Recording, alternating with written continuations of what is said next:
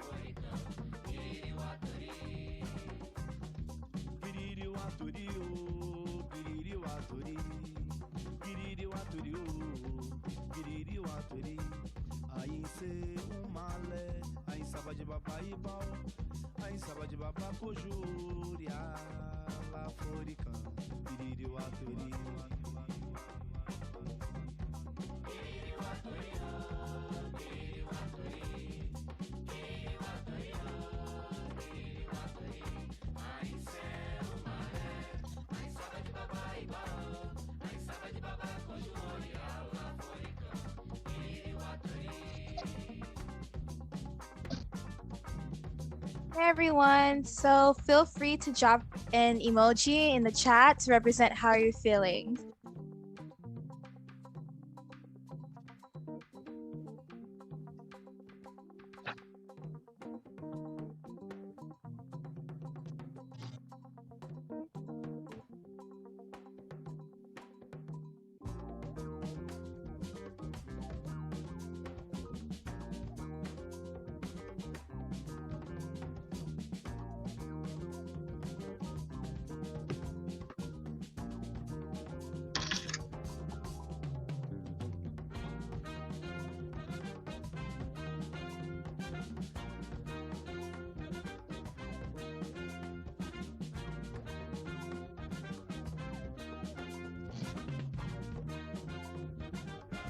Okay, I see some people feeling happy. I see somebody feeling nosy. Okay. I see boxes. I see people with sunglasses, people with hearts, feeling loved.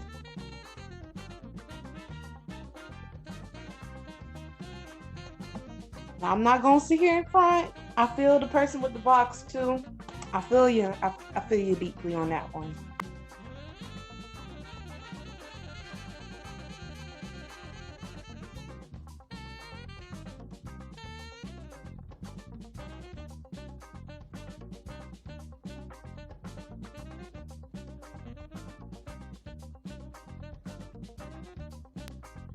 Shout out to him. Happy birthday to him.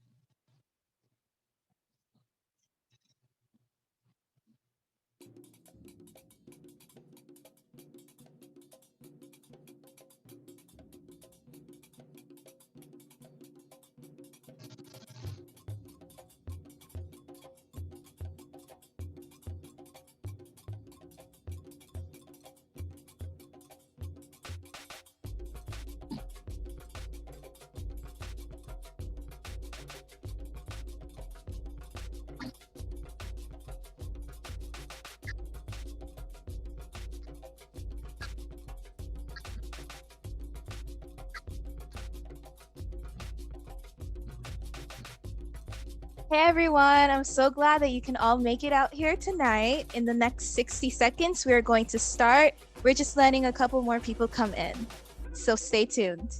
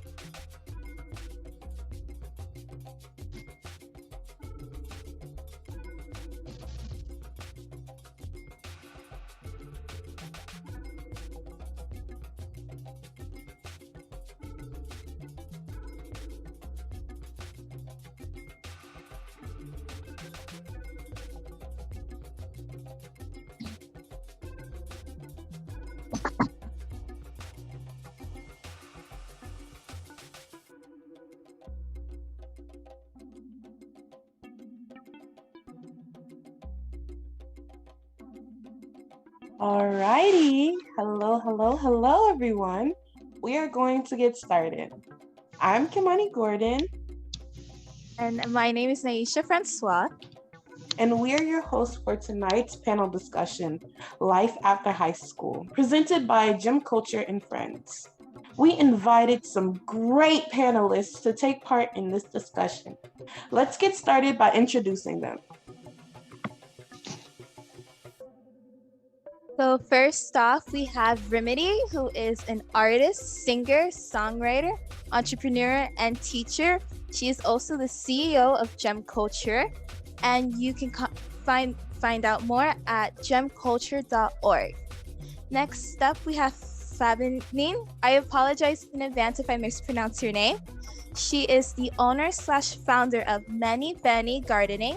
You can learn more at menbeni.org. Next up is Teresa Dorsey. She is the Diva Life Coach, a radio personality and TV host. She's also a life coach, motivational speaker of the Divas Lounge. Next up is Shannon Raquel. She is very creative, and you can find her social at WMNXREATIV. Next up is Jenna C. She is an artist, graphic designer, stage and design. You can learn more at benhance.net/sage and design. Next up is Keisha Lewis, who is a CEO, founder, and sole proprietor of Scholarship Counseling LLC. Up next is Denzel Burnside III, of NC Campaign Manager and Apostle. Next up, who couldn't make it out tonight, is Yonel Aris, who is a broker of commercial properties Russ, and you can find out more at commercialpropertiesruss.com. Next up is the Naturalista, and she is a loctician. Thank you so much. Of Locks by Naturalista. Next up is Priscilla Leanne Willits. Prisca Lillian. Sorry. Prisca Lillian, thank you so much. You're welcome, honey. Thank you. Of Prisca Lillian Ltd. Company, who is the owner and founder, and you can learn more at priscalillian.com.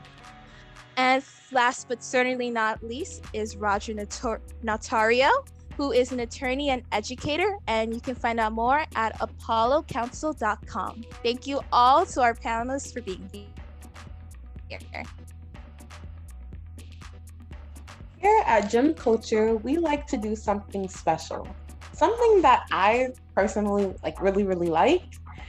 It's called the Culture's Oath and Moral Code of Law.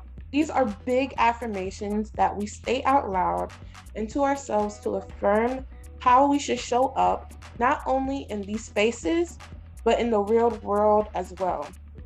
With that being said, I would like everyone to come off mute and to recite the Culture's Oath with me.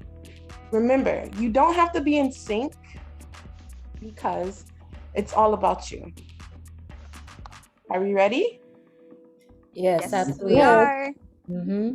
We will recite in 5, 4, 3, 2, 1. I am truly amazing. Today I commit to becoming a better person than I was the day before. I know that each day is a new opportunity to start over and give back to the world and the culture's code of moral law. Oh, we sound so good. And now, yes, we do. And now the Culture's Code of Moral Law. We will recite in 5, 4, 3, 2, 1. I understand that being the gem gem means that I must carry myself in class and decency at all times. And carrying myself in class means that I am cheerful, understanding, respectful, and kind, confident, a lover of all, including myself, and a wonderful and tuned with who I am, becoming. Thus I show myself and others great love and respect. I'm a friend to every gem and take care of the world and give back to it by gifts, talents, and research for making the world a better place. Amen. Thank you so much for reciting and joining. I really appreciate it. And let's get down to business. Rubs my hands. We will pass it on to Miss Fabi and Miss Remedy. What's up, everybody? Fabi, how you feeling? Thank you, Naisha and Kimani. Can y'all give them a round of applause, please? Because they were phenomenal. I can't be applauding on myself. You feel me? Fabi, how you feeling?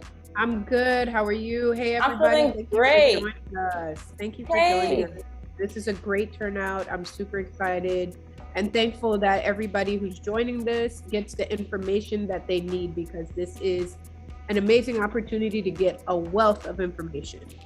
Yes, it is. Yes, it is. And I want to say thank you to all of our panelists for being here and for saying yes. You know what I'm saying? Because you guys could definitely be somewhere else, but you chose to be here. So thank you very much. And a round of applause, as a matter of fact, to you. Let's give them a round of applause. And I also want to give a round of applause to the guests, to our young high schoolers, and for sure to the gems that are in the building. Shout out to our gems. We appreciate y'all for showing up. So we're going to go ahead and get down to business, as Kimani and Naisha so wonderfully stated. And the business is, we want to talk about the reality that after you graduate from high school, there are so many different pathways that you can take. And I think sometimes we get a little bit flustered by, what do you do next? I know that I was flustered, afterwards and trying to make that decision, especially when I was in high school and I decided to go to Microcrop, a magnet school, a performing arts magnet school. And I remember doing my audition. And I was auditioning for vocal. And mind y'all, before I had started, I'm gonna try my freaking best to keep this conversation short. But I was, before I went to the audition, I had just started drawing. And I was finding so much passion in drawing, and I thought it was so cool. And then when I went to my audition, I asked them like, hey, can I also audition for art? And they told me, no, you have to pick one. And I ended up picking chorus. And I would never forget that moment, because that was the moment in my life that I thought that they meant that the only thing that I could do from that moment on for the rest of my life was be a singer. And I put my pencil down and stopped drawing. And I never drew again for a very, very long time. And I didn't think that I could be an artist, because I thought you had to perfect something, you know what I mean? And you could be more than one thing. That's the other thing we want to make sure you guys understand. So just a quick introduction of the different pathways that you can take. You can go to college, you can go to trade school, you can become an entrepreneur, you can do an apprenticeship, you can also do an internship, okay? These are some of those opportunities that are available, some of those different pathways that are available. But I wanna start here. Fab, how about you touch on this? Why, first of all, before they can even pick the pathway that they're gonna take, they gotta kind of figure out what do I like? Why am I here? Why do I show up every day? And if I could show up doing anything, what would I do? Yes, what do I gravitate to? One of the hardest things I think for any person, anybody, is to figure out what is it that I want to do career-wise. Because at the same time that we want to go to school and educate ourselves, we also want to be paid. So you have to, I think that this whole idea of going to college and people going to school and trying to figure themselves out is also a pathway to make sure that they're able to sustain their livelihood in a great way. So why do we do what we do? Intrinsic motivation involves performing a task because it's personally rewarding to you. So that means basically, if you like to draw, let's go on, piggyback off of you saying that you like to draw. There are artists out there that go out and they get paid for drawing and they make that a career and they feel good about it. It doesn't necessarily need to only be a hobby. In other words, the intrinsic motivation is the incentive in engaging in a behavior or completing a task is performing the task itself. That's what makes you feel good. I can't say this word. Extrinsic, say that 10 times. Motivation involves completing a task or exhibiting a behavior because of outside causes, such as avoiding punishment or receiving a reward. What does that mean? That means that somebody told you this is what you need to do and you do it, and there's no real happiness that you find or fulfillment that you find in it, but you do it because you don't want to hear anybody talk, or you don't want to get in trouble, or you figure like, I guess that's what I do. An example of intrinsic motivation is when somebody decides to eat ice cream. Typically, their motivation is to enjoy the pleasure of eating the ice cream. They are not doing it because of some external reward. Just for the young ones in here, remember that word. Well, remember both of these words, intrinsic and extrinsic. You know what I'm saying? Intrinsic.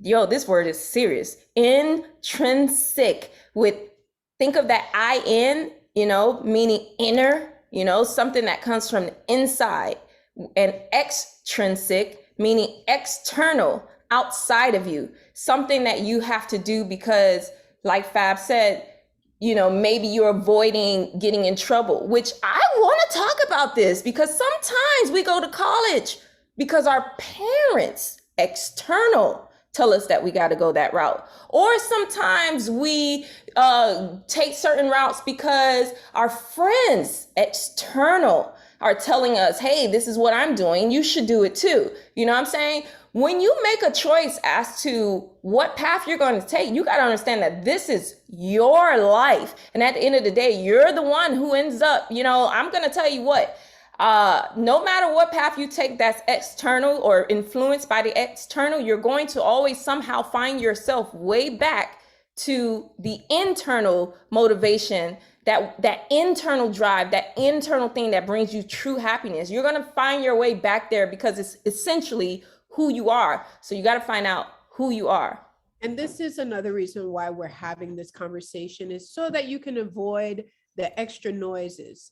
I know growing up that it took me a very long time to figure out what I wanted to do because I was allowing outside forces to dictate what made me happy and make the decisions for myself.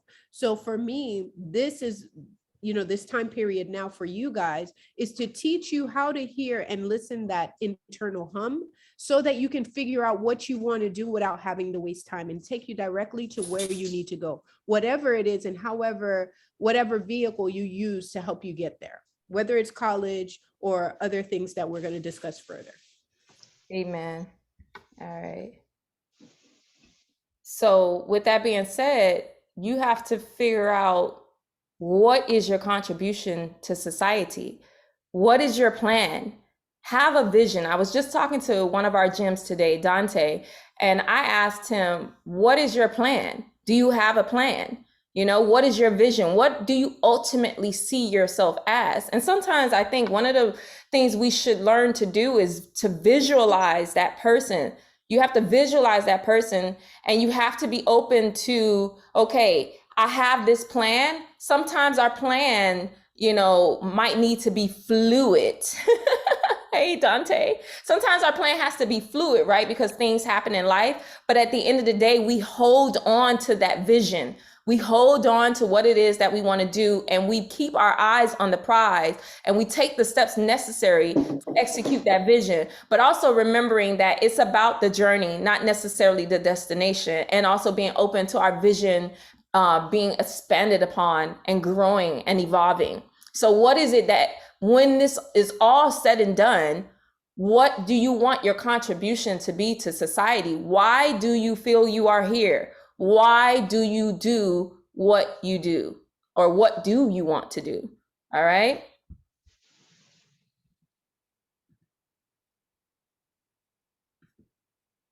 Another part of having a vision and having a plan, you need to think of, regardless of what route you decide that you want to take, you need to think of it as an investment into yourself in order for you to meet that goal, in order for you to meet that vision. Okay. Knowing again that your vision can be fluid and then that it can change and that it can evolve and that it can expand. And that you can even take total different direction, because there are times where people are very adamant about, let's say, becoming a lawyer. They become a lawyer. They do it for the first 30 years of their life. And then when they turn 30, 35 or 40, they decide, you know what? I want to do something different. That is okay. You can be many things in life, or you could be two things, or you could be multiple things at once. I want you to understand that, so, but first, let's just have a vision and let's hold to that vision. And then when we can have that vision, we can understand the steps that need to be taken in order to execute on that vision. All right. I like the idea of a vision as a roadmap, right? A roadmap to a destination, which is like when you think about you're driving somewhere, let's say we're driving to Disney World, right? You want to have a map on how you're going to get there. There are different ways that you can get there from your initial starting place, but what road are you going to take so that you can go ahead and get to that Disneyland and that Disneyland of life? Go ahead, Rim. Amen. Amen. So again, we're going to church today. Yeah, no, we are definitely going to church, and we're going to go as deep as we need to get. And I want to really inspire the youth and our young adults that are in this space to really, when we get to the space where you can have the floor, I want you to speak up and ask questions, because this space, as everything that we do at Gym Culture, you guys know, and those who are new to the Gym Culture space, every single thing we do is designed for them, by them. We ask them questions. They can attest to this. We ask them, we pick their brains, and sometimes they don't know what they need. So we give them what we feel they need from listening to them. So everything is for them. All right. So again, those directions, those pathways. Thank you, Dante. Thank you. Just giving us so much love in this space. I can't take it. All right. So again, there's different pathways that y'all can take. Okay. You can go to college. You can go to trade school. You can become an entrepreneur. You can take an you can do an apprenticeship, and you can also do an internship. And we're going to go deeper into what these different things are. Panelists, for sure, if you have any comments, feel free to insert yourself. We will take a break, and after the break, the panelists will have the floor completely. The floor will be theirs, and the floor will also be for the youth and the young adults that are in this space, so that you guys can talk to the panelists and ask them your thoughts on these things. But let's start off by talking about college. All right. First of all, my thoughts when I think, first of all, everybody who knows me know that I am an advocate for college. I love college, but I understand that college is not for everyone. I still do believe that anybody can be in college if they want to, but the reality is, college is also not necessary for every path that you're taking. For instance, if you are looking to become a cosmetologist, right? A cosmetologist, they don't go to college. There is no course in college for a cosmetologist. A cosmetologist must go to trade school, okay, in order for them to get a certification, or take the course that is required in order for them to get a certification that they get from the state that they reside in. So they get that certification. Well, they take the course, and then they study, and they have to take an exam. And then once they pass that exam, then they end up going to the state and applying for their certification, right? They don't have to go to college to become a cosmetologist, right? Or a plumber doesn't have to go to college to become a plumber. There are no classes offered in college for a plumber. However, college has business courses. So yeah, you might want to go to college for business, right? But you don't necessarily need to do that, because they also have business workshops that the cities and states and local entities and organizations offer that give you these business classes. And to be 100%, I was talking to Priska, who is one of our panelists here, and I don't remember learning some of the stuff that I needed to learn in my business classes, and that was a business degree. Let me see, my bachelor's is in business supervision and management, And no one taught me that I had to establish my business in the state. No one taught me about the different business structures that is required, like a LLC, and I don't want to go too deep, but just a quick introduction, you know, like an LLC or being a sole proprietor, like Naisha was reading that earlier, a sole proprietor, or having a corporation or having a partnership. No one taught these things to me. And I took a 4-year degree and I don't recall that in that time. So if I wouldn't change anything. I'm gonna be 100% honest, because I still love my college experience. But at the end of the day, when I think about it, I'm like, if I could have, not necessarily do it over, but if I was somebody who was a cosmetologist and that person wanted to, you want to become a cosmetologist, maybe open up your own space, then I would go to cosmetology school, which is, find a trade school. I'll go to cosmetology school, and then I would take some business workshop classes, maybe do a couple of masterminds, etc. And that would be the route that I would take to really understand like how to run my business, and then trade school so I could really like dive deeper into my niche, into my craft. All right. But if you are deciding that you want to go to college, you're deciding to go to college because whatever pathway you're taking, you have to go to college to do that. Like an architecture, they have to go to college in order to work for these different firms or architecture firms, or if I'm not mistaken, to even start your own architecture firm, I think you have to go to college. You have to get your degree. To become a doctor, you have to go to college. To become a teacher, you have to go to college. There's no ifs, ands, or buts, no discussions about that. So, and then sometimes you might just want to go to college because you might just want the college experience. You might want to live on the dorm. You might want to be on campus. It just depends. But college do offer 2-year degrees. You have community colleges, but a lot of our community colleges now, back in our days, they were 2-year colleges. You would go there for 2 years, and if you wanted, you could finish at a university and finish your other 2 years, and therefore you would have 4 and a bachelor's degree. But a community college now, a lot of them are now colleges, and a lot of them earn degrees, which one of my degrees, my bachelor degree to be exact, came from a community college. It came from Broward College. I went to FAM and all that, but I was a horrible student because I was trying to figure out my life. And I went to FAM, I went to TCC, I went to FIU, I did it all until I got my life together and went to Broward College and finished and got my bachelor's degree. All right. So I'm going to stop talking so much here. If Fab or any of the panelists want to like input on this college part, feel free. So I wanted to jump in and dive a little bit deeper on the 2-year degree. So for somebody who has a university in mind, a community college would be your first 2 years, would be a good option for you if you don't have the finances or you don't have scholarships to back you up, right? So what you would essentially do, the same classes that you would take, which are your core classes, like your English and your math, you would take them from a community college, which would save you a lot of money.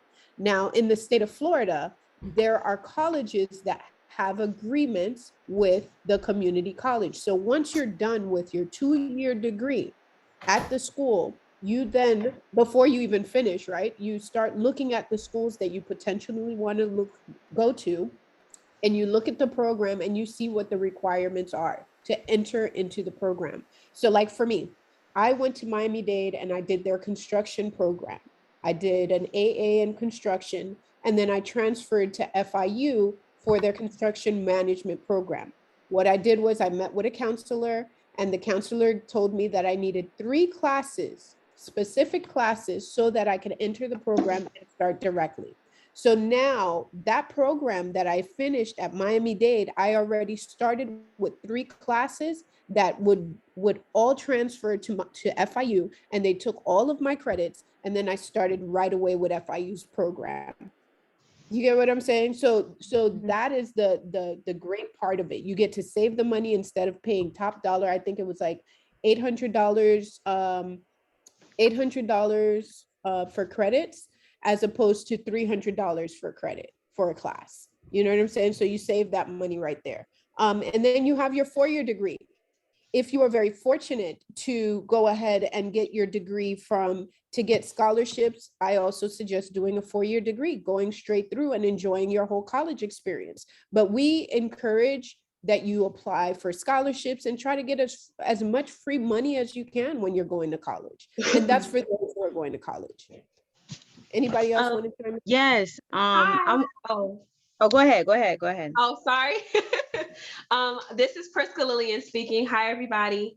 I wanted to piggyback on the previous ladies. Sorry, I don't know everyone's pronouns, but I'm fat. Can you hear me good? Mm-hmm. Okay, perfect. Sorry, I'm on my tablet, y'all. Sorry. Just to piggyback off our lovely host, I am a graduate of FAMU. But I was one of those super seniors. I took 5.5 years because I changed my major like 3 times. So I come from a family where everybody's gone to college. But I didn't realize the term liberal arts meant pretty much BS degrees, if that makes sense. So I double majored in African American studies and political science. I currently am in my master's program, but I'm in corporate real estate and I have been for 13 years. And I was one of those Black people that grew up thinking you were slow or dumb if you ended up going to a trade school. And I realize now at almost 35, I'll be 35 in a couple weeks, the smartest people go to trade schools because they don't have any debt. They don't have to worry about, oh my gosh, is my loan going to get forgiven before I'm 40? You know, and I'm that meme where it's like, I don't have kids yet. And so it's like, you know, the IRS hates single people with no children type thing, but they love to snatch my money for school loans. So I just implore all the students, you know, to get your hair license, get you a tech degree, become a plumber, be a HVAC technician. You know, like I said, I'm in property management and real estate. My maintenance guys make way more money than other people that I work with. I get away with things because I'm licensed. There's a power in a bunch of certificates. And not to get political, I'm a staunch Bernie supporter because he wants to make 2-year college free for everybody. And I feel like that's something that we should all strive for, regardless of political affiliation. I am a firm believer in HBCUs. I've researched all 121, even the defunct ones. Literally, go to it. I support all HBCUs, even your local colleges and universities. Don't be a brat like me. I'm born and raised in Houston, and I just had to go to school in Florida, you know, and my parents are paying for it because they signed up for that stupid PLUS loan. We could talk about that stuff later. But I'm saying all this to say, just because you go to school and you don't finish, or you took 5.5 years like me, you might not even end up in the field. As much as I love research and African studies, you can't make a living off of that. Just that. I found out that I can get my real estate license through a community college at home, Houston Community College. I paid less than $500 for 6 courses versus if I would have just went to a quote unquote real estate school and paid for it out of pocket. You could use FAFSA and Stafford loans for that, Pell Grants. You don't even have to pay for that. So, I didn't know that. Anybody ever want to email me offline about that kind of stuff? But at the end of the day, we all have to eat. So it's really cute. You know, I loved my HBCU experience, but I'm still paying for it. Got it. Yep. Amen. I just wanted to jump in and just share for student athletes, I had a full ride, but anybody whether you have a full ride or not, if you're a student athlete, I wanted to stay home, but I felt a lot of pressure to go out to some big name college. Like in my heart, I was like, I want to be home. But there was a lot of cultural pressure. So I just wanted to encourage any students here, if you're a student athlete or if you have that scholarship, if you have reasons for being home and you have a community college there, just talk to your parents about it, or who's over you, your custodians. Let them know why you want to be home. I think my mom was very proud to have a first-time college, bound student in the family and wanted me to get out, and didn't realize how much I needed to be home. So trust yourself. If you want to stay home, 2 years is an awesome alternative. You can get out there out there in the field, on the track, whatever your sport is, and still condition yourself, condition your mind. Remember, you are the commodity. Like, they want you if you're a student athlete. So continue to perfect your craft. Even if the full rides are there, they will remain there. So don't think about what you'll lose, but think about what's best for you. That's all I want to share about that.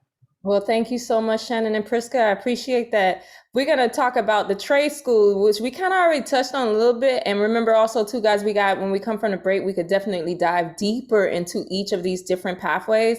But I hope there was a lot of gems just thrown out there. And I hope that you guys are really listening in on that because, wow, I think we can only go deeper. But remember what they were saying, look at these other alternatives. Yes, college is a great alternative. And yes, everyone knows I am a college advocate. But when I talk about college, I feel like college should be paid for, meaning by a grant or scholarship.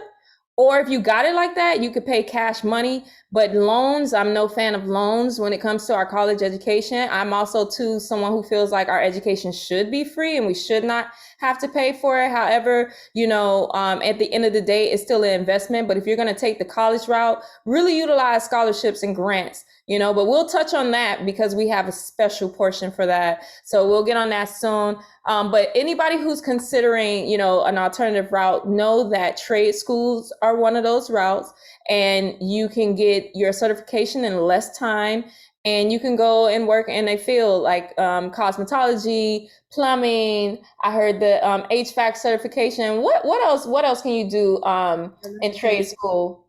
You can do real estate. Yes. What else? Mechanical. I think that's HVAC. Sorry. Mm-hmm. We also have welders. You can even go to yoga school. Go to yoga school. Become a yoga teacher. To keep it real, anything that you do in your normal daily duties, those people got certificates from trade schools. If I could do it all over again, to be honest with you, this is something when I graduated in 2001.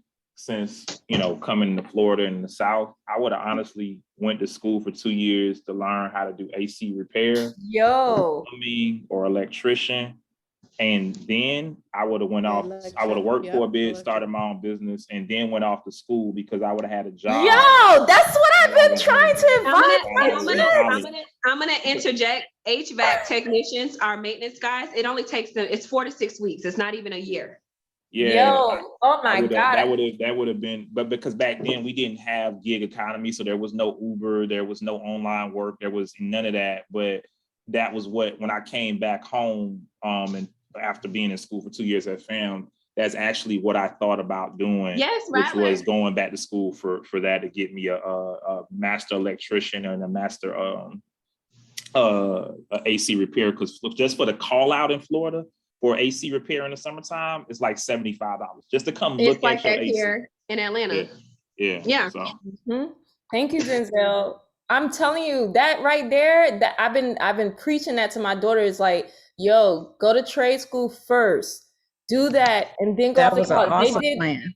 It's a great plan. You know what I'm saying? But man, let me tell you, these little juniors and seniors, boy, especially when they get to that senior year, and especially once they graduate, they just think they know it all. And I'm trying to tell y'all got to listen to the people who have walked those steps before you, because we can look in hindsight and say, you know what, this would have been a better route. You know what I'm saying? I know me personally, there are no regrets, right? Because everything unfolded how it's supposed to. And I'm so fortunate because now guess what? I can guide you on the best route that you can take. And if you listen now, of course, you got to know, Shannon says something, you got to do what resonates with you, right? You got to do what is like in your soul, is setting your soul on fire. But listen to people, especially in a space like this with all of these different pathways that we took and have taken. Listen to what we're saying and really just find out by hearing these things what's the best route, but without disregarding or discarding this information. It is very important that you guys listen. Oh my God. So I'm going to pass this. Go ahead. Hold on. I'm sorry. No, And also do your problem. own research. I think that there's a lot of information that you guys are going to receive, right? And so much information, but you have to do your due diligence. If you decide that you want to do trade, go to the school physically, because one of the things that I notice is that people want information to just come to them. It's not going to come to you if you are not making the moves. So just like you want to have this information, we're giving it to you. You also have to do the legwork to find out if it works for you. Go to the schools, visit the schools, also speak to the counselor and say, hey, this is the idea that I have. This is where I want to go. And then utilize us as your mentors to help guide you so that we can help you get to the right destination. Yeah, and I want to go back to that slide when we were talking about choosing a college. You said go to the school if you can, because that's important too. You might be talking about you want to go to this college and you get there and the energy is different from you. Everything, like you don't like it, you don't like the area. If there's a possibility for you to go and visit the school, go. You know, they have college tours. Find yourself a college tour, do the research necessary to do a college tour. Maybe one day Gym Culture will be able to put together college tours, but in the meantime, find them. And if for whatever reason you're unable to go on the campus, do the research, watch videos, like try to feel out the energy of that school to make sure that's the right place for you to be. And then there was something else that was, I heard, and that's the same for trade schools. But also remember that, I think this was Shannon who said it, you are a commodity. So just as much as you want to go to these schools, when you go to these schools, you add value to the school. So yeah, they add value to you by you going there, but you also add value to the school by your performance at the school and who you end up becoming. They can now attach their name to you. So you need to look at yourself as a commodity too, as a big deal as well. So I'm going to pass the floor over now to Keisha Lewis, who is the CEO, founder, and sole proprietor of Scholarship Consulting. She is a wealth of information because she's also worked in financial aid. So she knows financial aid, which you can get whether you're going to college or to trade school. So I'll pass it over. Thank you. Thank you. I'm so glad to be here. All these gems, the perfect name of this business, Gym Culture. Goodness. So let me just give you a little bit of background about myself. I have a bachelor's in business administration and finance. I have nearly 10 years of financial aid experience in a 4-year public institution. I am a single parent of one son that just graduated college this past Saturday, debt-free with cash flow every semester. And entering his freshman year of college, he won 22 individual scholarships. We were a team to be not be played with together. So I want to first talk about the FAFSA, and that's very important for you guys to fill out because that's the first roadmap into getting some free financial aid. Let's see here, and there's grants with the FAFSA that they'll let you know that you have. Then there's work study. Work study is where you can work in your field, not in a field, but a job usually on campus. And it's up to the school's budget whether they have it or not. And then there's the loans that we don't like. And I'll get into the scholarships a little bit later. And we want to talk about who's eligible for the student aid. It's any U.S. citizen, a high school diploma or equivalent, or if you have an eligible degree certificate program in college or career school, and a student with a valid Social Security number, and you must be maintaining satisfactory academic progress. And how much can you get from the Pell Grant? The major financial aid that they provide is $6,495 for the year, and that's per semester. Then there's a federal and subsidized and unsubsidized loans, which is $5,500. It's already a given number that they already know up front. And just to run off the interest rates real quick, for the subsidized and unsubsidized is 3.73%. It's fixed. That Parent Plus loan is a parent solely in their name, their loan, but it's very high, 6.28%, and it's fixed. And then there's those alternative loans, those bank loans. Credit unions have those as well, but they're most likely variable, and you'll need a co-signer. Let's see, I can give you some.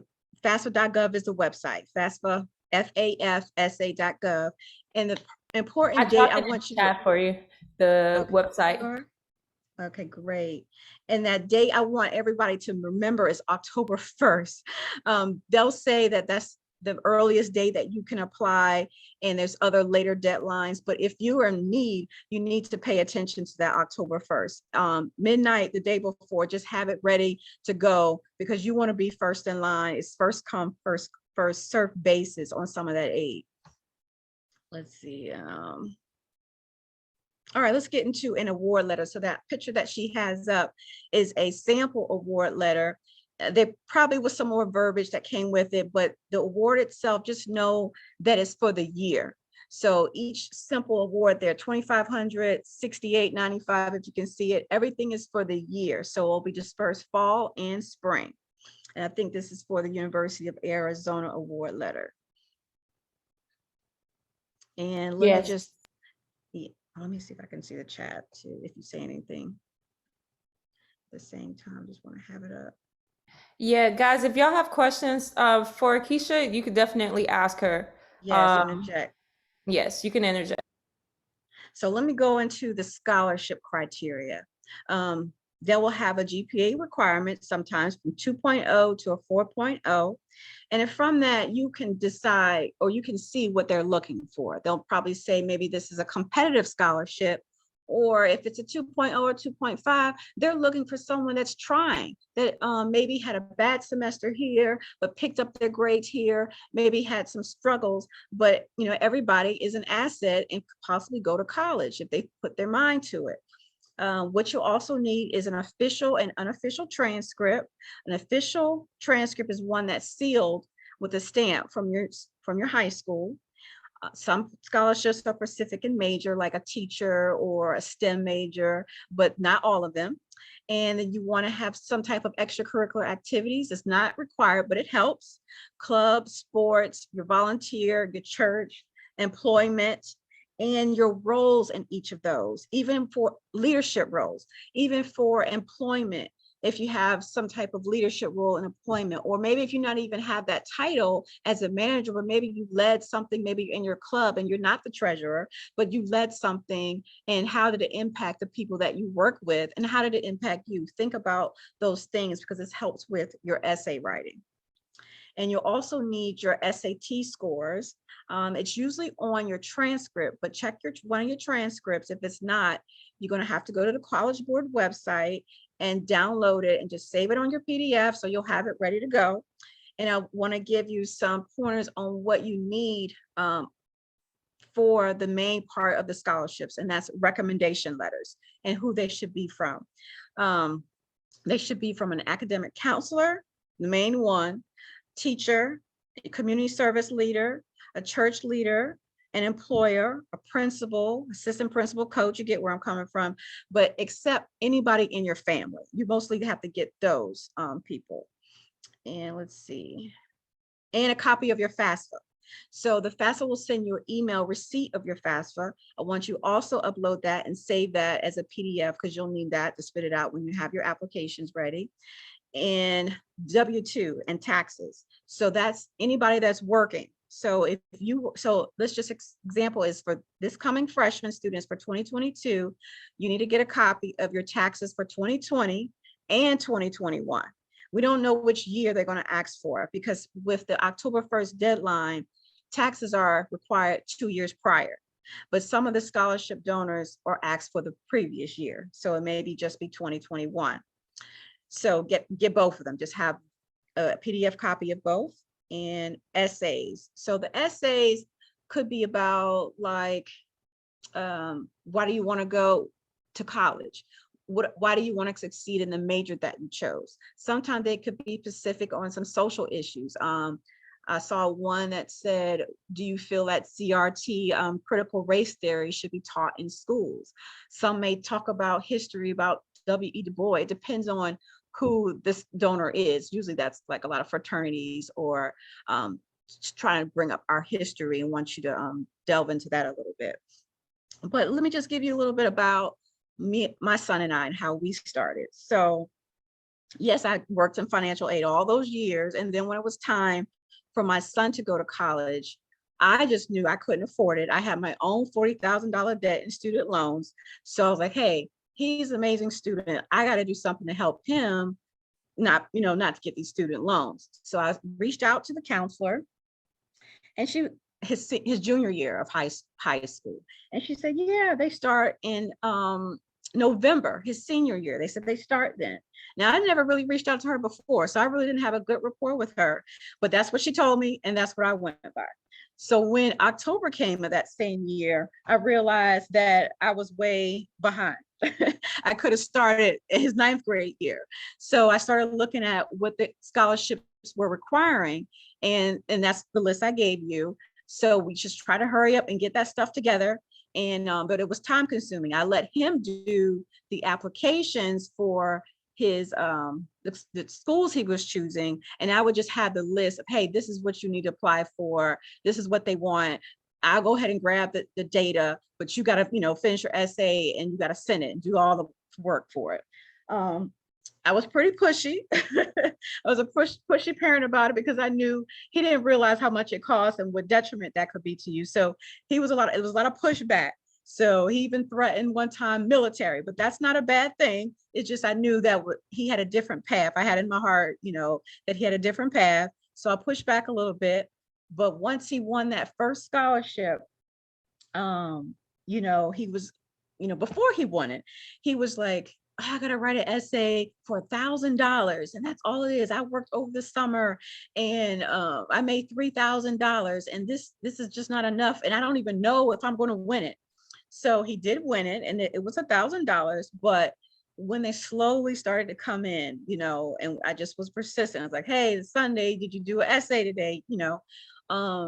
He was like, okay, what's the next one? Because he was winning money, it was coming slowly. But I just said, just have faith, you're doing the work. So, it will come. And even the scholarships, some points I would give is, if the scholarship looks too long, do it, because nobody else wants to do it. So you have a possibility of winning. And another thing is, we did the scholarships that were local money, like your local fraternities, the local organizations. We have something called the Links. They probably everywhere. Let's see, Chums was one in our area. But local money may be winning of like $1,000, $500, $2,500, but that adds up, and it did add up for us to 22 wins. So it does make a difference. It's just, you have to put in the work for it. See my time. What's my time? Let's see. Am I doing good with time? Sorry, yes, you got about 5 minutes. Okay. So let's get back to, let's see, some about the. And I definitely want to say, because in the chat, and like to reiterate what you're saying, that these scholarships, a lot of people are not applying for it, guys. Correct. And so it's so much easier for you to get it. So I see Roger wrote in the chat, and I think repeating do it because nobody else will. Or, and Shannon saying all money counts, Yes. But really take the time, guys, to apply for these scholarships, because nobody really wants to take the time to do that. And so your chances of getting it is much greater, And yes, and just the pointers, just to help you get prepared for them, the council recommendation letter. And then another thing is, you have to get to know your administrators. The academic counselor is so crucial, because you're going to need that person's signature for a lot of things. A lot of the scholarships may actually only ask for hers, the teacher, and maybe somebody else, a community service leader. So, use them for what they're there for. Sometimes they're hard to deal with because they may be rude, or like myself, I didn't reach out to her till his 11th grade year. We didn't start, he started talking to her then. She didn't know him, she knew him somewhat, but not to the scholarship point. And she even, once, being respectful with her, she even recommended a college tour to one of our local state universities, and that state university, we're only going to pick five children.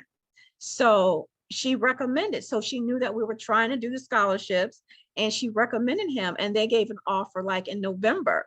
So that was his way into that college. So, and that was the college he ended up choosing. He wanted to go to the HBCU, but he ended up going to a PWI, and that was called Virginia Tech University. And it was all come down to money. You know, other colleges weren't asking or weren't offering enough money, and the PWI did. They offered him a full ride, so he chose that one. And that's what's up. Yes, so we're very proud. And even during college, you know, he was an entrepreneur at heart, starting late, but it was his early freshman year, and our aunt died of cancer unexpectedly, and she had a recipe that he had promised her before she passed away, that he would market the sauce. And actually, she didn't, you know, live past his graduation, but he decided to bottle that sauce and market it. He did that his freshman year. So all through his college time there, he was an entrepreneur, and they just knew him as the hot sauce guy on campus. And he's doing so well and selling the sauce, and just that whole process of learning, you know, LLC and getting the trademarks and getting the patents, all that stuff we had to learn together, bank accounts and business and credit, and that stuff we had to, you know, learn. And we did that while he was in college, but it was hard because he had his grades to worry about, you know, and then doing this on the side. But where there's a will and there's a way, he's doing well. Wow, thank you. This was so phenomenal, and this is definitely the beginning of this connection with Gym Culture and Keisha Lewis, because she is a wealth of resources, and I think that it's important that you all hear from her, know of her, and utilize her as a resource. You know, she also does offer scholarship consulting for those of you parents that are here, and even some of you youth and young adults that feel like you need some help with finding scholarships. She is definitely a great resource, and I'm gonna bring her back. I think Fab can agree that we'd like to have her back in this space. So thank you so much, Keisha, for this presentation. And of course, when we get to the next half of this, Keisha, you can still drop some gems, and if y'all have questions for Keisha, you can ask her in that space. So thank you very much. Round of applause. Thank you. And I noticed my phone number area code was incorrect. I didn't catch that earlier, but it's 757. 757-955-1277. Ooh, pardon me. Okay. Sorry about that. My apologies. I'm sorry. I could have gave it wrong too. It could have been me. I don't know, but dang, I put it in the chat though. So anybody who wants to reach out, and also this PowerPoint will be shared. So I'll make sure that it's updated with the correct phone number. All right. Thank you. No, you're very welcome. So Fab, we just heard about financial aid and the different aspects of financial aid, and we talked about college and we talked about trade school, but guys, you can also become an entrepreneur, which if you were listening to Keisha, and we talked earlier about, you can actually take multiple pathways. You heard that her son went off to college, and then while in college became an entrepreneur, and while in college started learning about different ways to run his business and to actually be an entrepreneur, which I'm telling you, those lessons are not necessarily in college. Those are information. That's information you got to go out and seek and get, which, you know, hopefully with time, not even hopefully, with time, I'm pretty sure the access to this information is going to get easier and better and more accessible, which is what we're all hoping for. But what is an entrepreneur? To me, an entrepreneur is a risk taker.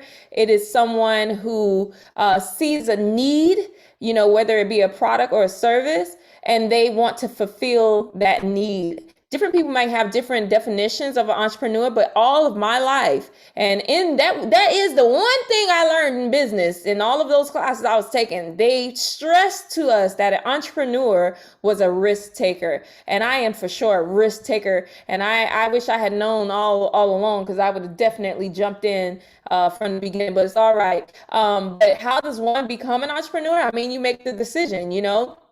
you decide that, you know, I want to work for myself. I want to be the boss, you know, but there is a certain way and level of thinking and existing to be an entrepreneur. And you do, just like you go to college, like, oh, let me use teacher, because I'm also a teacher, and in teaching, we always have to go and get development. We always have to be, I'm no longer a teacher with the school system, but I'm a teacher at heart. I can't stop. And teachers can never stop learning. We always have to go to some type of training. We also have to get the development. And the same works for really many fields, but also as an entrepreneur, you have to go to things like masterminds and workshops and take courses, because you have to have a certain mindset to be an entrepreneur and to be a successful entrepreneur, because many people take the route of being an entrepreneur and they are unsuccessful, because it really, I mean, if you're going to show up 40 hours at somebody else's job, then as an entrepreneur, expect to show up for 80 hours, because you got to work for yourself. And when things, you know, it's like things don't move unless you move, until you get it to the point where it's automated and it can function on its own. But it's a different game. It's a different way of existing. And that's I'm gonna, because we are running close to the end of time, I'm gonna keep going. But I would like, when we get into the space with the panelists, for y'all to really touch on entrepreneurship, because we have a lot of entrepreneurs in this space. But you can also do apprenticeships and internships and externships. So for an apprenticeship, for instance, Google right now is offering apprenticeships, which is basically you work with the company. Sometimes you don't always get paid, sometimes you do. To me, apprenticeships and internships and externships are all kind of similar. If anybody want to add their 2 cents on different ones, but I know like Google have a paid apprenticeship. You could work with them. They train you on a particular you know, in a particular field. For instance, UX and UI design, for somebody who wants to do that, or a program developer. They have these apprenticeships and they will hire you to do this, but you're like basically in training. And then there's a possibility after you finish your apprenticeship, meaning working with someone who does that. Like also there's I wish I could have had him, Maya Bailey, one of the greatest tattoo artists to ever live in the world. He has a whole slew of apprentices that work with him, and they get to learn how to tattoo under his leadership, and they work in his shop, and they get paid, you know, they don't get paid as much as like, you know, he does, but they get paid to work with a legend. You know what I'm saying? And to be under his brand, to see how the business run, to see how to, you know, do the tattoos, how to handle clients, et cetera, et cetera. So if anybody got 2 cents on the apprenticeship and internship, and I really mean like 2 cents because we got to move on, please add it in. No, I heard crickets just now. I got one. Go ahead. So there is this summer youth internship program for anyone who attends school in Miami-Dade County. And you have the eligibility is that you have to be 15 years or older and to be a US citizen. And I know there's more, but I can't remember from the top of my head. But it's a 5-week program and you have to be available throughout the course of those 5 weeks. And I recommend you have to talk to your counselor about this program. And it's also a paid internship, so you can gain a lot of experience from it. And if you don't want to earn the money, you can trade those in for like community service hours, I believe. I want to say something about internships. Okay. Okay, so internships, the job fairs, if you choose college, the job fairs are so important because the employers that come to the job fair pay big money to get a table at those schools. So you are the asset. So they're looking for you to come help run their businesses or help them with whatever. But 9th grade year, 10th grade year, don't wait till you're a senior when you're competing with so many else. My son went his 10th grade year and landed an amazing internship that was actually paid. He's actually learned how to code. He actually wrote his first application on Apple, and they hired him. It was a 6-figure internship. He was only 20. Yeah, yeah, it was pretty amazing. But and I have to share his information so the kids can see about coding. Oh, we're gonna bring him into this space. So that's if I already. can get a hold of him, he is so busy, just graduated, and wow, that's his schedule crazy. today was crazy. We were negotiating salaries and everything. Nah, don't worry about it. We gonna get him in this space, girl. Because we gotta talk about that. We have to talk about jobs. Yeah. No, we gotta dive deeper into like how he navigated. I really would like for the kids to learn how he navigated his experience, because and good job, Mom. Good job. Pat yourself on the back. You did an amazing job. Yeah. So let me tell you guys. I wanted to chime in on internships as well, is that the government also provides great internships that you need to just go on their websites and start applying for students to have work experience. So nice. To these government websites. Yep. Just to clarify for everybody, thank you very much, Keisha, and thank you, Fab. To clarify, the difference between an externship and an internship is that an externship is typically an unpaid shadowing of a respected industry professional during which the extern will observe daily duties, while an internship is a paid or voluntary position with an organization for someone who is learning a profession and industry, typically spanning over a few months. Externships are typically shorter than an internship, ranging from a day to about 8 weeks, which is why many students choose to do an externship during winter break or during summer. And then your apprenticeship is a system for training, which makes sense because that's what Google is doing. Apprenticeship is a system for training a new generation of practitioners of a trade or profession with on-the-job training and often some accompanying study. All right. An apprenticeship can also enable practitioners to gain a license to practice in a regulated occupation, which this is even cool for many of us adults, you know what I'm saying, that are looking to go into a totally different field. Like, and the reason why I use UX UI is because it's a fairly new industry, which people are looking for people to work in that industry. So a lot of jobs are offering apprenticeship to get into that industry. So let's go and thank you guys for that. And these are other options that are available to you that is not much talked about, especially in school, but you can, you know, let's say you decide to take any of these routes. You can also just take a course, you know, like a course becomes available about something you want to learn about, you can take that course. Also, if you're in college, man, milk the college, especially if you got a grant and a scholarship, milk that thing. When they give you electives, you need to go and explore. That's what you might turn out like Priska and me too, shoot, and become a professional student while you out there trying to figure out what it is you like. This is the most opportune time to find out what you like when you're in college, because you can, in your electives, you might end up taking, I don't know, I'm going to use Afro studies because that's what Priska was saying and it came to my head, but you might want to study that, you know, and you end up studying that and find that you like it and decide, you know what, I want to take more classes in this, so I'm going to take more classes in it. You get to explore. So take courses, but also outside of college context, you can take courses that are offered, you know, from anybody. You can also do workshops, which different organizations, different groups, different colleges offer, or entities offer workshops that you can take about whatever it is you're trying to learn. There are also these very amazing things called masterminds. And masterminds is when like-minded individuals come together to learn more about a particular subject. For instance, cryptocurrency, or learning stocks and day trading and options trading, learning all kind of stuff. There's masterminds for all kinds of stuff. There's masterminds to learn about your mind and to learn how your subconscious mind works. There's so many different types of mastermind, but it's usually like-minded people coming together to dive deeper into a topic. And because you all are learning this and y'all all have different walks of life, experiences, etc., you bring different things to the table, which allows you to learn that topic even more. And again, certifications. Some jobs require that you have a certification in order for you to even do that job. Whereas some jobs, or just maybe you just have an interest and it might be an investment in yourself to get a certification. It might not necessarily be required that you get a certification, but you know that it adds to your value. Therefore, you will get this certification. All right.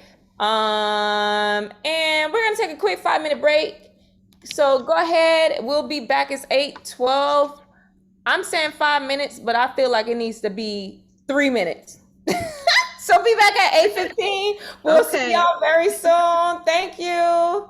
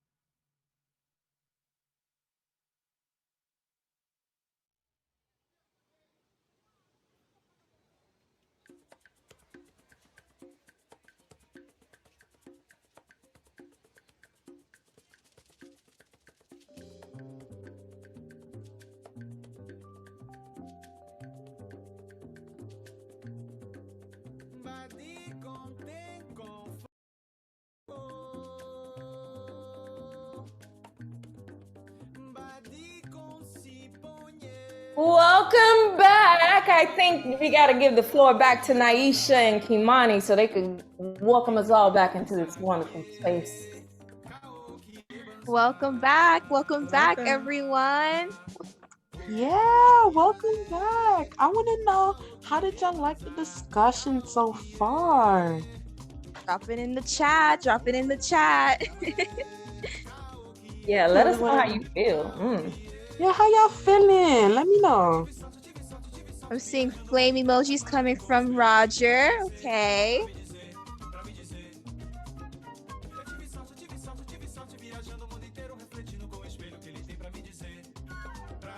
I'm seeing some clapping emojis, laughing emojis. I'm glad you're loving it, Diamond.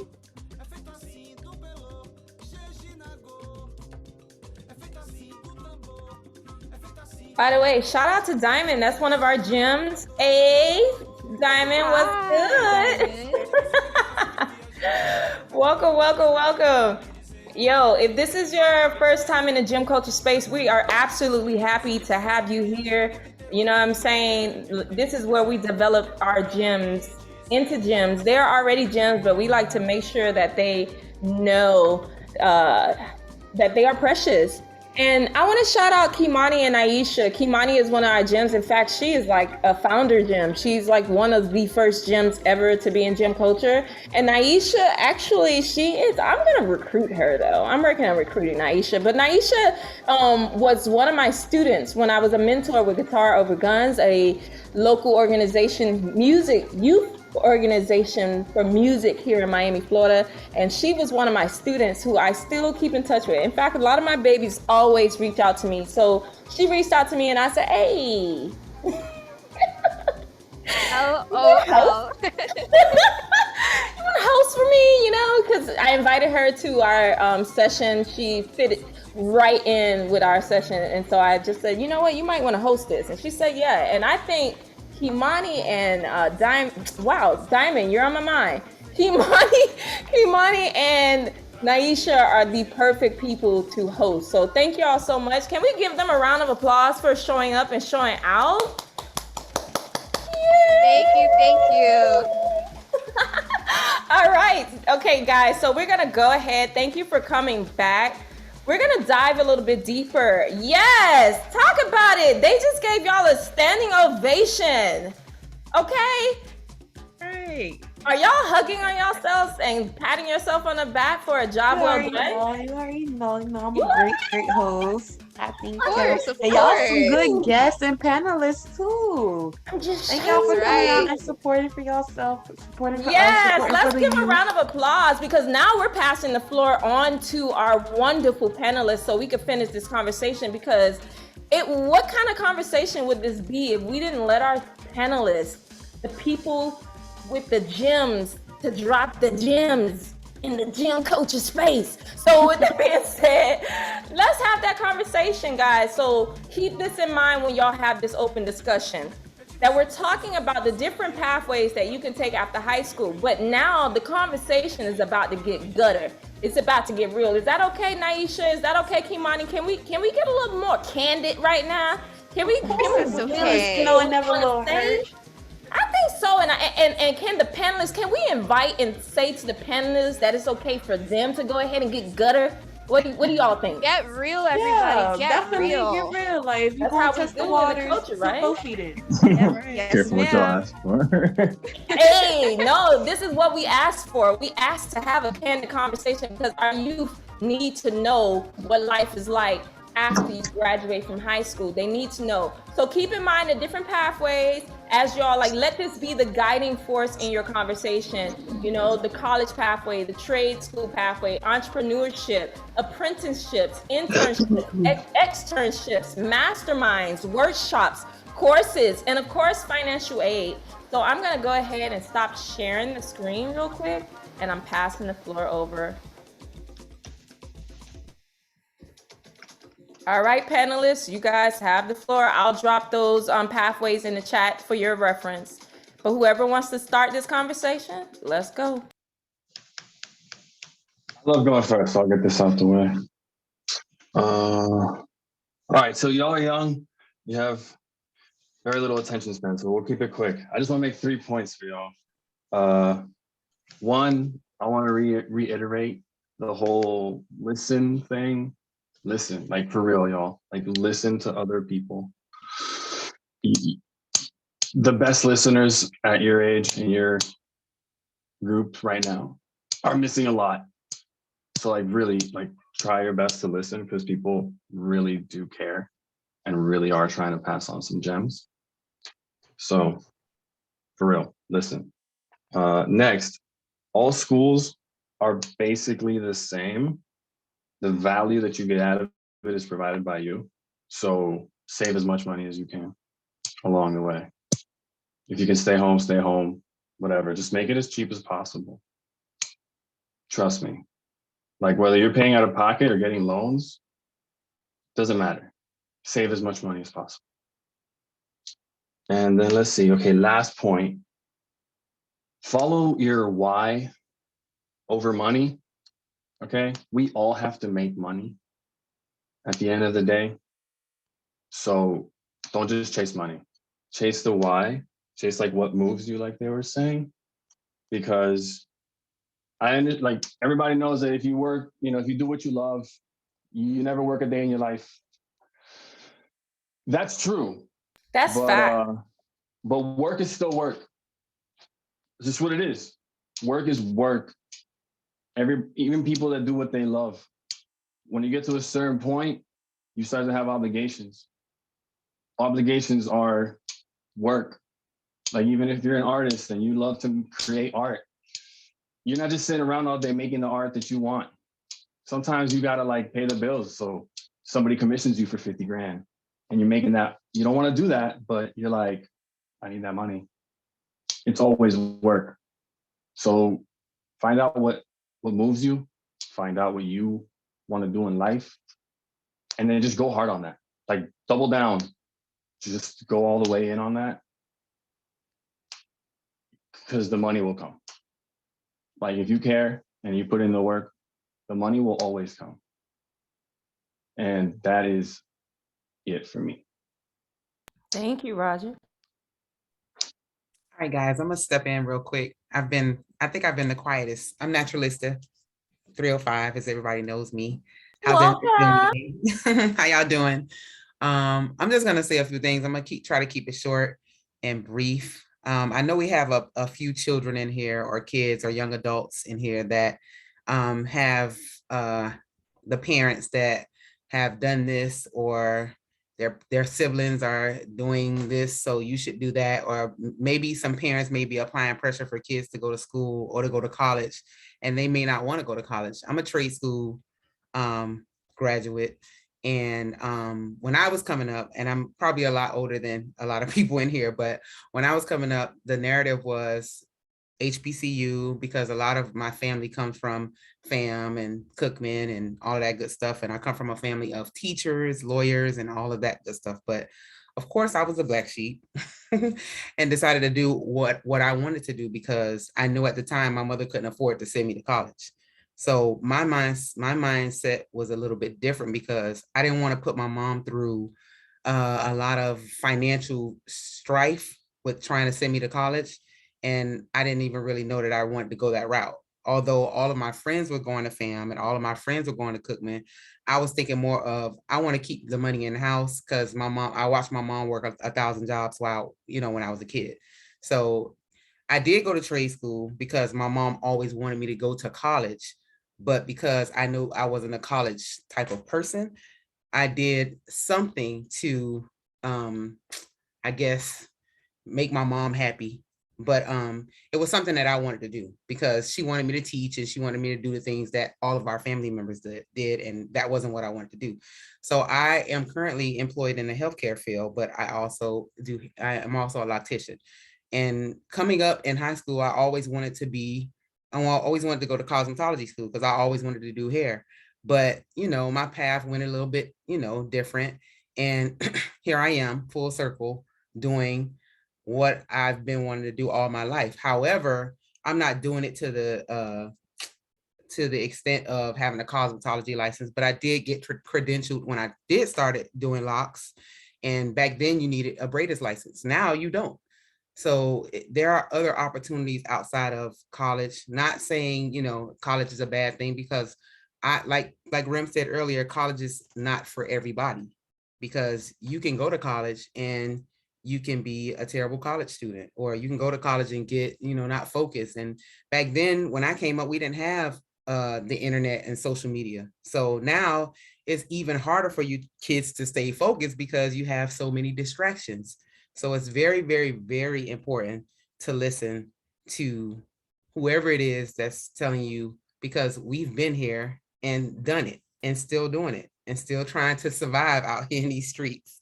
So it's imperative that you utilize your resources, stay focused, go to college if you're going to HBCU and, do the HBCU thing, but of course stay focused because it's money involved. And just like some people spoke earlier about loans and all of that stuff right now is biting some of us in the butt because we did our thing, and it's not a bad thing, but who wants to be stuck with student loans and, the IRS snatching their money every year?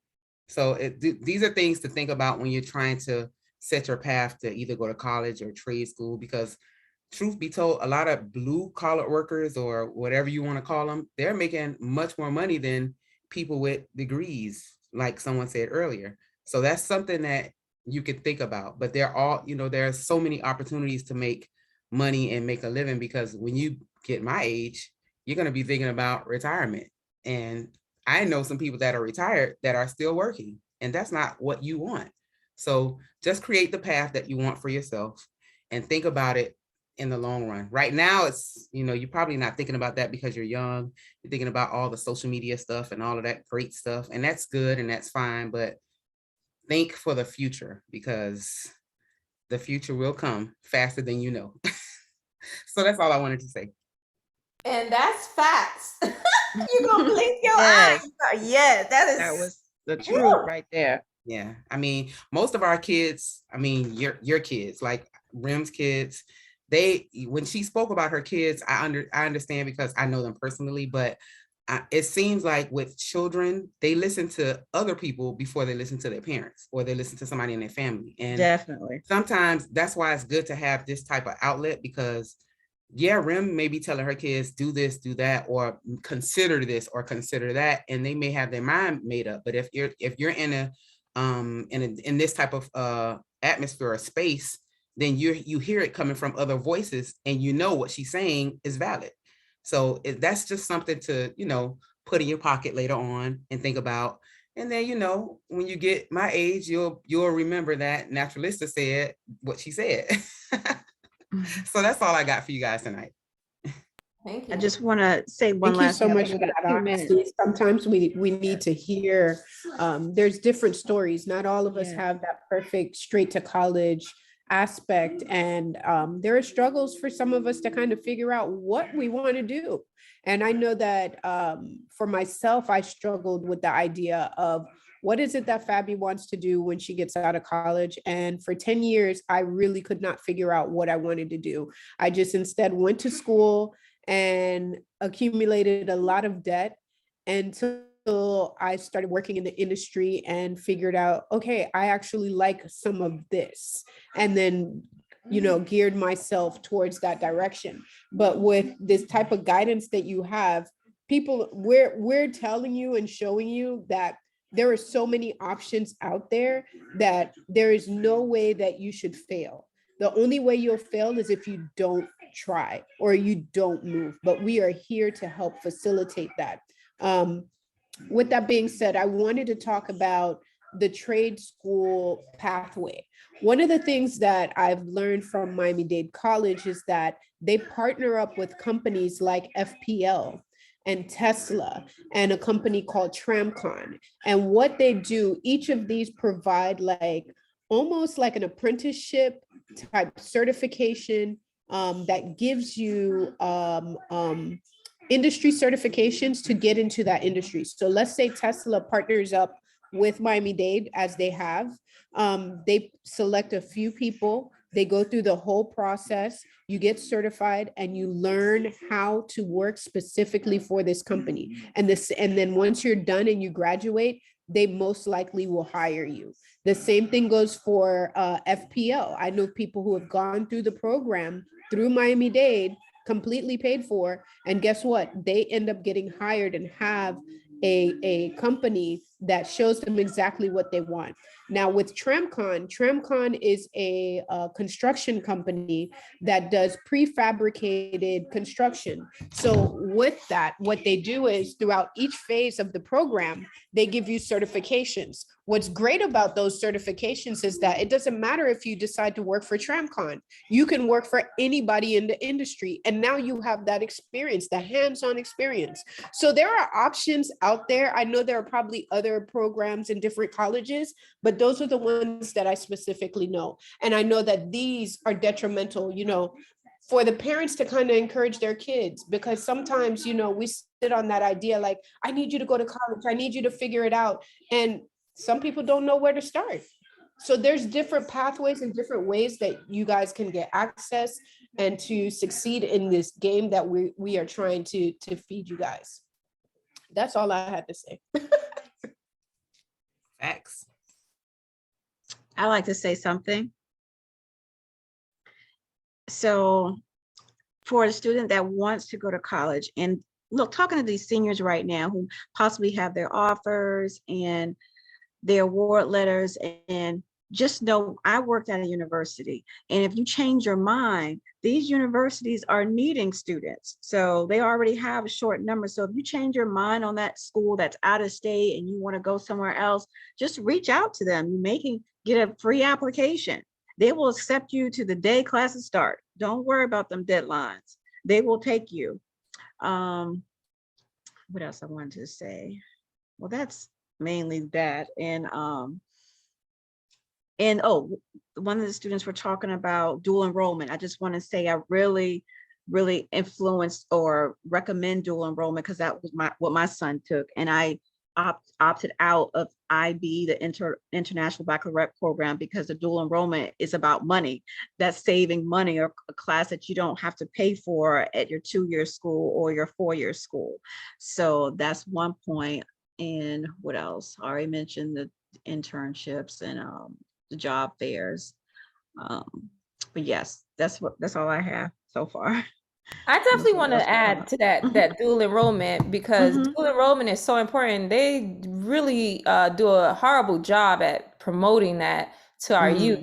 But dual enrollment is important because, in fact, you can start dual enrollment in 6th grade, which I discovered this year. Wow. And dual enrollment is basically you being in high school or in school, knocking out your high school credits at the same time as you're knocking out your college credits.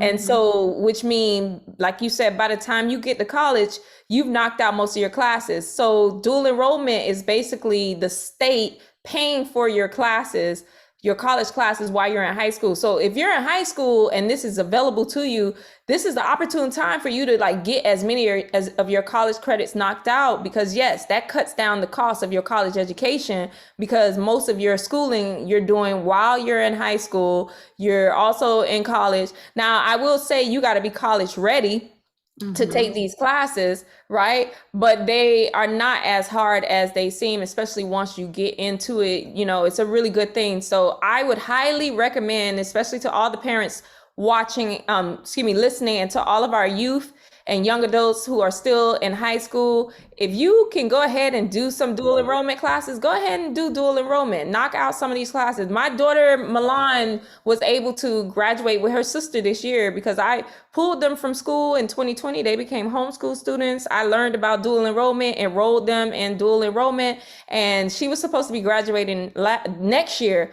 But because, dual enrollment, the way that college work, you have 2 semesters. Which means instead of it like in high school, you have a whole year to complete a subject.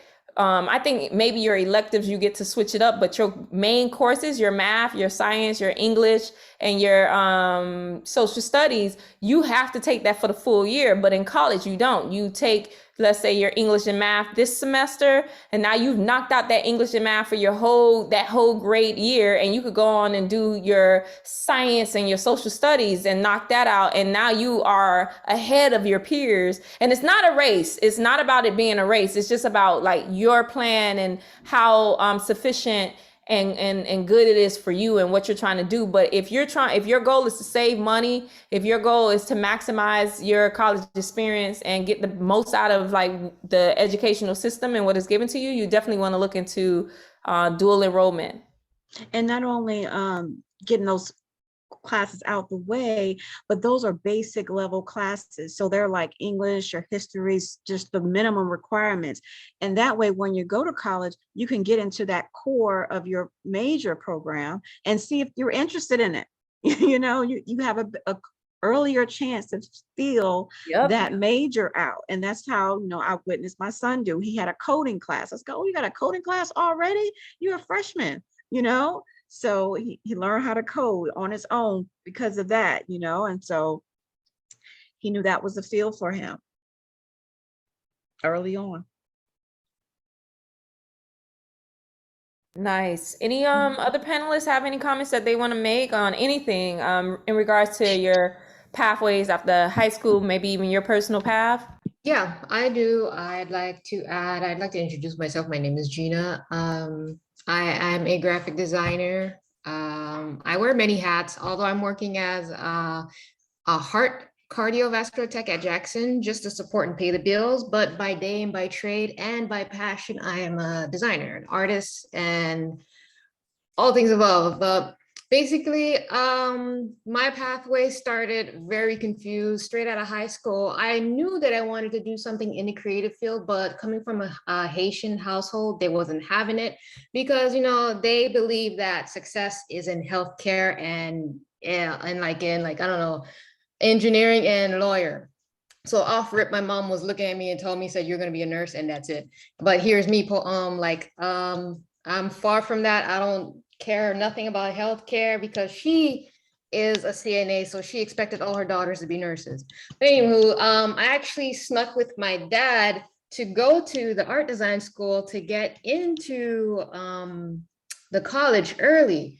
But I mean, they accepted me in everything. They looked at my portfolio and they said, this is great. You have great talent for your age. Let's get you in. But my mom found out. She's like, no, I'm not paying for college if it's not healthcare. So I tried to be rebellious and I stayed and you know what? No, I don't need to go to college. I'm not going to do nothing. I don't want to do nothing unless it's with art. So my dad sat down and talked to me listen, you don't throw yourself away. At least go, to college and get some classes and just, you'll find yourself from there. So I fell in, I went to college, I went to Miami-Dade for a couple of years and just sitting down in those classes, it was just I burnout, I just couldn't absorb it. This is just not me, I can't do it. So I stopped going to Miami-Dade for maybe a year until they found out that I wasn't taking any classes or doing anything. So I stayed home for that time and I just started to feel this is not what I want to do. I don't know what I want to do, So that prompted me to actually be dependent. So I'm like, you know what? If living in my parents' household is making me not want to be or do what I want to do, I have to find my own independence and actually do the things that I want to do for myself. So I started taking on side jobs, doing little painting things, working with my art teacher who was just the savior in my life. She believed in me. So she was what was that? Yeah, maybe 18 where I first got my contract deal to draw some pictures for another teacher that wanted some artwork for her poetry book. And off rip, that was my first deal. And my art teacher, she just had so much, going belief in me that she's just do it. You have the talent, just go for it. Just put yourself out there. And based on her faith alone, I built myself up to who I am today as a graphic designer, working for the Miami Marlins and just doing also freelance work that I just love. A lot of people are like, oh, how do you do it? How's life for you? I'm like, I'm the type of busy that's good busy. I'm happy being this busy because I'm doing what I love. Mm-hmm. So I'm speaking out to all the younger kids that have an aspiration in the creative field or know someone that wants to be creative is go for it. There are jobs out there that are for designers, that are for the creatives, because everywhere, look around you, everything that you use, everything that's in your daily life was designed by a creative.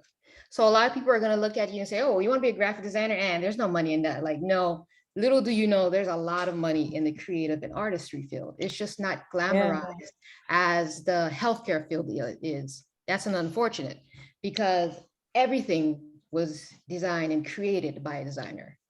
Yo, I'm so glad you said that. I'm so glad you said that because a lot of times us creatives don't come from creatives' homes. That's the other thing.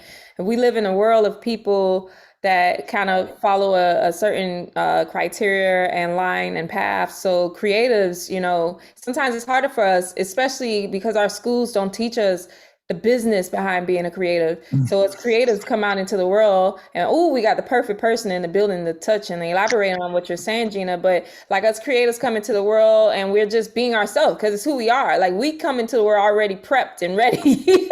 Right. You know, we already know who we are, you know, Yeah. and it's like we're trying to like fit into this world because that's what everybody is telling us we need to do, be, see, exist as. But we already come equipped with our tools and what we need to exist in the world. And then the thing is, we are not taught how to run our existence as a business. Right. You know what I'm saying? And that's one of the challenges of being a creative. Right. And also to piggyback off of what Roger said some time back, is like when you're doing what you want to do, although at times it's going to feel like it's a job, a chore, but ultimately at the end, you can say, this is what I want to do, and this is what I am doing, and this is what I'm happy doing, you know? Like, yeah. Amen. And also everybody, there's no line. So just speak up. If you feel moved by if you feel moved by something that's being said, speak up. Let's do it. Okay, real quick to my creatives, because it's true. A lot of creatives don't come from creative homes. Quick introduction. I'm an entertainment lawyer. If you're on TikTok, just look up the music lawyer. That's me. That's all the credentials you get from me. Just to my point, y'all need to network. Like, that is, if you're going to school, if you're an entrepreneur, if you have a plan for the next whatever amount of time, part of your job is networking, and it always will be. It is so important, y'all. Like, again, artists don't come from, artistic homes often. That, you know what that means? A lot of artists don't grow up around artistic networks, around creative networks. And so when they get to certain points, they have nobody to turn to. Network is very important. If you hear me say, go and network, and you shudder, I get it. But I tell you right now, like, everybody wants to network. Everybody should network. If you think you hate networking, y'all, you don't know what networking means. I'm not telling, like, I'm an introvert, okay? I get it. I hate going out to like in-person networking events or whatever, but that's not it. Networking is about literally creating a network of people, a community. Like, that's it. That's networking. And whatever your goals and aspirations are, you need network to get there. So don't forget to build it, like, for real. A lot of people put their heads down for like 4, 6, 7 years in school. 7 years later, they come out, they have their like big expensive degree, and then they look around, they're like, damn, so who do I work with now? Don't do that. Build up your network along the way. It'll be worth it. Definitely. Also advice of networking for introverts. If you're like, I'm an introvert as well. And one tactic that helps for me to start up a conversation with somebody is like have a business card and just say, hey, how are you? And just like show that business card. And that'll be like a icebreaker conversation starter. Like, hey, I want to give this off to you. Here's my card. I do graphic design. I do this such and such. And it just starts from there to be like, oh, wow, you do this? I know someone that needs this. And it just starts from there. So, that's like a little tip for icebreaker to come up out of your shell. I just want to jump in just real quick. And everything you guys are saying is very true. I'm an introvert myself. I utilize myself to kind of promote my business. At first, when I first started doing hair or doing locks, grooming locks, I use my hairstyle. So I would style my hair and I would go out, or if I'm in a grocery store or something like that, someone would stop me and say, who did your hair? And I'll say, me. And then I'll give them a business card. So promoting yourself is right, and you have to network. Of course, that's a big thing, and it's easier now because back then, like I said, no internet, no social media, but now you have all of this access to social media. If you're an introvert and you're not that person, you can find other ways like I did, but be creative. But I know a lot of us that are introverts didn't come from creative families, because we have those parents that are dead set on, you're going to do this and you're going to do that. And like a few of us have said, we've kind of ventured out and did our own thing and became the black sheep of the family. But at the same time, we probably the biggest winners in our family. So that's something to think about, I would say. Yeah, I wasn't going to speak, but I am going to speak because I'm glad that you said that. I'm a parent like that. Like, I started out telling my children, you have to go to college, you have to go to college, right? Then I have one son that said, Mom, I tried it.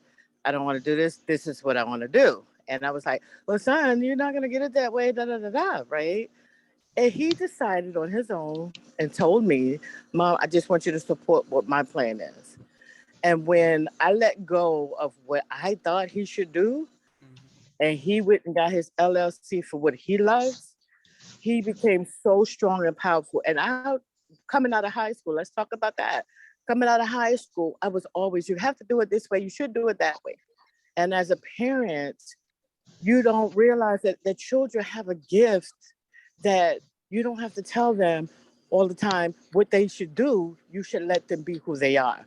And I feel bad that I didn't support him at the beginning, but when I see No, you him did now, good. You should be proud of yourself. when I see him now and how he's prospered and he got his LLC and he's doing what he's doing, it's amazing me. Like, I feel bad, but then I turn around and feel proud because he decided with the strong mind that he has, as well as I do, that, hey, Mom, you showed me to have a strong mind and do what I want. Even though you told me to do this, I'm going to do what I want. And it prospered and it bloomed. And I'm proud of him. But thank you for saying that. You know what's crazy, and I love that all the parents are saying this. This is Presque, everyone. So my Caribbean parents were a little different. My dad is from Jamaica, my mother's from Haiti. They just wanted to make sure, as my dad says, we didn't go to jail, we weren't on drugs. Like, that was his main thing. It was just assumed that we had to go to college. And I put a lot of pressure on myself. And I just went home back in March to visit my parents. And I told my dad, I said, I did everything I was told to do. I went to college. I went and got a good job. I did all these things. And I feel like I put myself in personal debt to appease you all. And they apologize for that because they're thinking because they came here as immigrants, that's what they were told to do.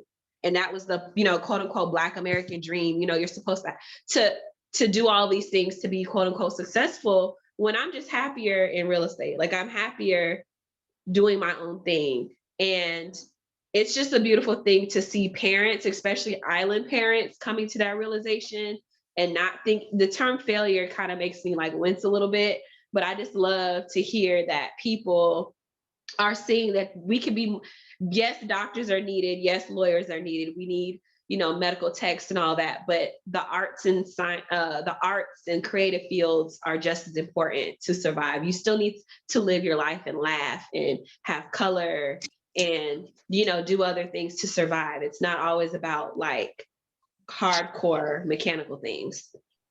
I wanted to jump in since we've been here.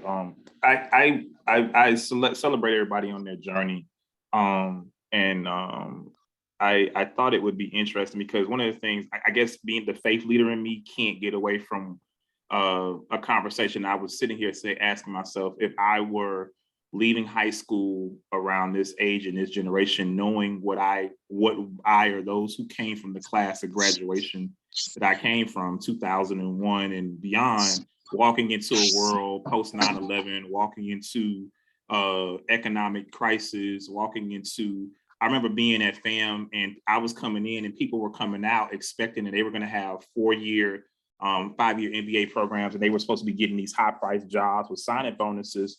And none of that was happening for them because the word now in the market is pivoted. So there was an audible that was called and they had to adjust. So some people decided to, unfortunately, to my sister's point, Priscilla, forgive me if I say your name, she was talking about like racking up debt. They went back in education because it was necessary to, for the season to do that, right? In order to protect themselves from a world that there just was no job market. There was nothing available for them.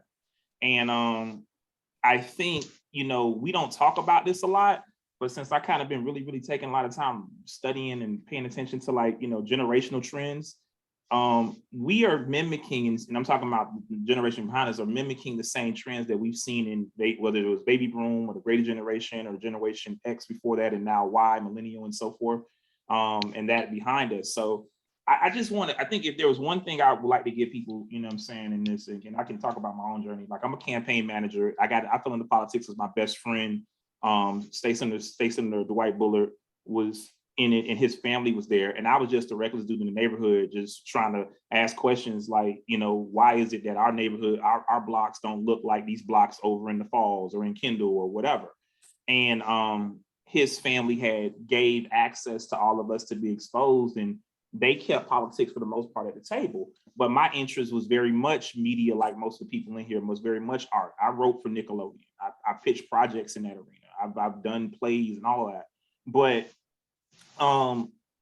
what I felt, or what happened, actually, I had an encounter, just for nothing less to say, with God. I actually came home from FAM to help my family out financially. And then I ended up working at Royal Caribbean Cruise Line, end up working at my old high school to get my career kind of back around, because I went to school with a felony charge, actually, and came back home to get it resolved. And when I ended up working at the school, the principal there said that she didn't want anybody else that was there that was formerly in high school. So then I was just going to go back to FAM to try to finish up education. And then I said, well, I got a car, so I can figure it out. So then once again, here's that word, pivot. So I said, well, I had a friend who hit me up and said, hey, they're hiring at Royal Caribbean. Why don't you come get on? And what turned off is it turned into, like, just was supposed to be a summertime job, ended up turning into a 4-year career. And while my friends was calling me about drunken keggers and parties and getting churned up, I was getting up at 4 o'clock in the morning to jump on red-eye flights to go to Alaska, go to Spain, go to Baltimore to do trade shows at 21, 22 years of age. So, and this was out of degree. Now I want you to understand something. I heard somebody talk about their son saying that they were going to think about going to the military. That was going to be my move in 2001. Now, we remember what happened in 2001. 9/11 went down. And if FAM wouldn't have come through, and thank God for HBCU, I just visited Shaw University because I'm now here in Raleigh, North Carolina, working on a campaign. That would have been my play. And I'm not taking anything from the military because I'm actually considering being a Navy chaplain, and that's a whole nother conversation. But I would say I'm kind of big for this on people of color, Black people, Black and Latino people. There are so many options that I would say, if you want to serve, but consider, you know, finding all the other options that are available to you first. You know, don't serve out of your wanting to, don't serve out of your needing to. Give yourself as many options as possible.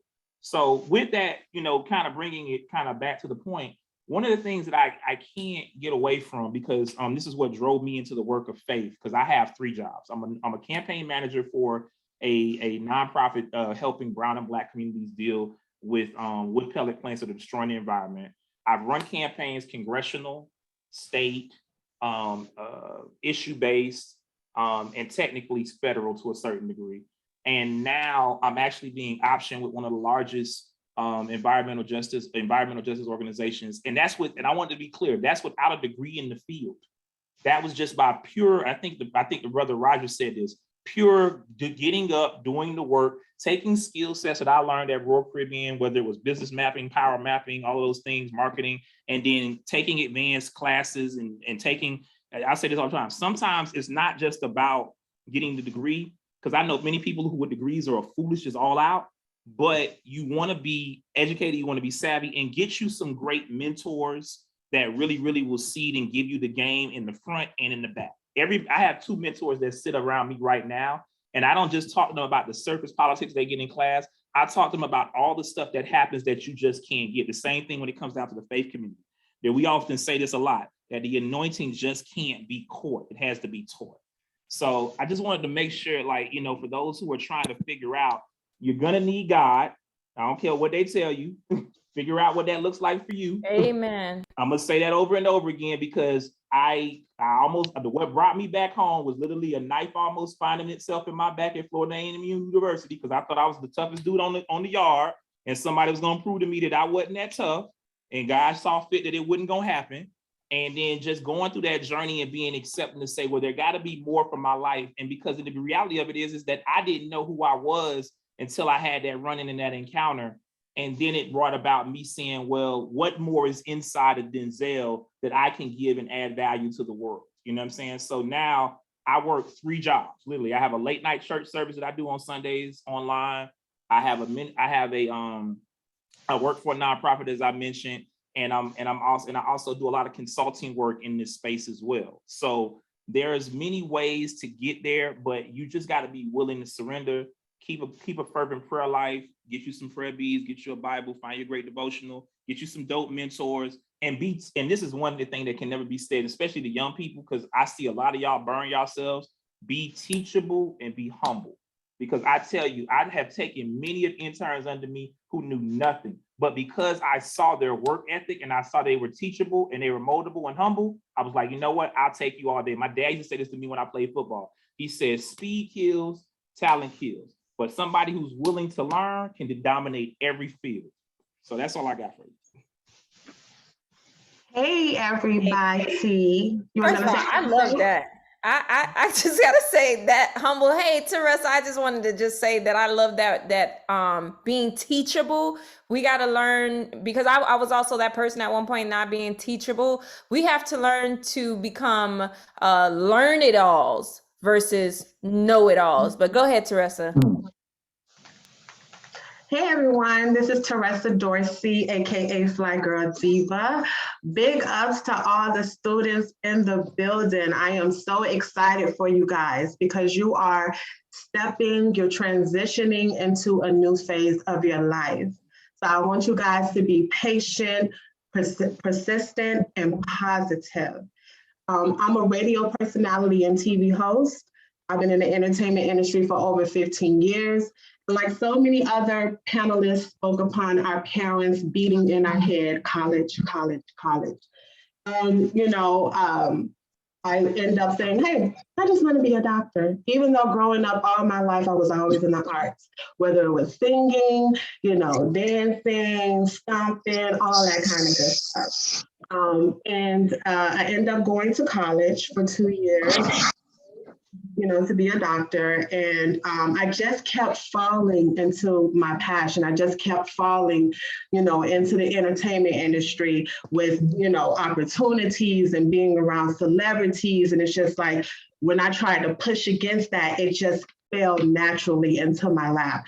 So I just end up saying, you know what, I'm going to do what it is that I want to do. So I end up going to broadcasting school. And it wasn't, a college base. It was called Radio Connecticut School of Broadcasting, and I got a certification in radio and television. And I end up getting more gigs than someone who went to a 4-year college for mass communications. You have to be persistent. You have to know what it is that you want. And my persistence of, look, I'm going to call whoever's in charge. I'm trying to figure out who's the program director, who I need to talk to. I'm going to get that number and I'm going to call every week. Like, did you get my message? That's how I got my first internship into 99 Jams here in Miami. I worked at 103.5 The Beat, and I spent 6 years on the radio at Power 96 up until 2020. So you guys, listen to your heart. You have to find out and pay attention to your passions, what it is that you feel like you can't get away of, as far as nudging in your spirit, so that thing right there is what's going to be your passion. And, I think Roger was talking about you still got to work. That's facts, because I end up losing my first internship in radio at 99 Gems because when they need you, they need you. You have to be ready. That taught me I have to be ready at all times, but, I got some bills, so I end up creating my own, business at home. And that way I can create my own hours. And when they call me and say, I need you to be at this gig, that gig, come to this show, come to, do an interview for this celebrity, I can just pick up and I can just go. And that persistence got me to mainstream radio. So everyone is telling you guys, you don't have to do the traditional. Do what it is that your heart is seeking. And that persistence and consistency is going to bring you success. You got to be hungry for it, and you have to sacrifice, big sacrifices. You may work some jobs that you don't even want to work, but you're going to do what you have to do to get to the goal. So I'm just excited that you guys are blessed to have gym culture, to be in your corner, to provide you with knowledge and education. So, I wish I had that growing up, but I didn't. So you guys are very, very lucky. So determination, discipline, dedication is going to get you far. And, college is fun now. Nobody want to tell you about the parties and the getting down and getting off track. Ladies, you may, meet a little cute old eye candy. You know what I'm saying? You may get unfocused, but you got to stay focused in everything that you do. And that's it. Yo, thank you. I'm especially glad that you are speaking, you and Gina, because we do have creatives in the space. We do have people that are looking to do a very non-traditional path. Also, with like Shannon being a loctician. I'm just, and really almost everybody in here, like I said, are entrepreneurs. So this was just phenomenal. I know that I have one kid listening right now, Dante, who is looking to become an actor and a model. And his path looks like going off to, not going off to college, he is going to begin working. And so I like when you said working a job that you might not like, because he's going to work and he's going to save his money so he can buy his headshots and pay for his acting class and all that, those things. So I think that you all have definitely empowered the young people that are here now and that will be listening, because this is recorded and it will be shared and posted. So you are empowering and inspiring a whole generation of individuals that before this conversation may have never thought to even think some of the things that you are saying tonight. So I want you know, Teresa, you said they're lucky to have gym culture, but I think also gym culture is lucky to have you all as panelists, and the youth are, and our young adults are exceptionally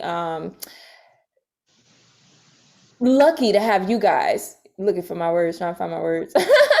But anyway, I'm gonna, if I dropped a poll in the chat. So if you have yet to complete the poll, if you can kindly complete that poll, we're gonna close this out with a meditation, but I'm gonna pass this to our host so that they can guide us through it. And I know I said 9 p.m. max, so if you're ready to go, you can go. But if you want to stay here and do a quick breathing exercise so you reset and close out your night. And I want to also give you all advice.